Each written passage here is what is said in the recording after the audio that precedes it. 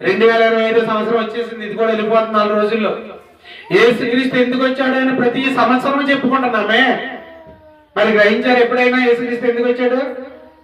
మనం రక్షించడానికి యేసుక్రీస్తు వచ్చాడని ఒక్క మాట చెప్పుకుంటే సరిపోద్దా?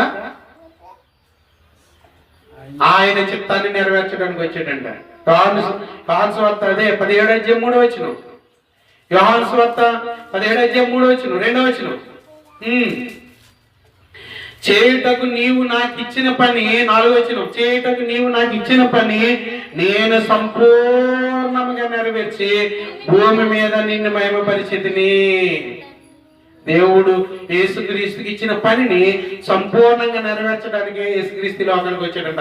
ప్రభు ఇదిగో భూమి మీద పరలోకమందు నాకు ఏ చిత్తమైతే నాకు నన్ను నెరవేర్చమని చెప్పావో, ఏదైతే నువ్వు చెప్పి ఈ లోకానికి పంపించావో వాటన్ని నేను నెరవేర్చాను. భూమి మీద సంపూర్ణ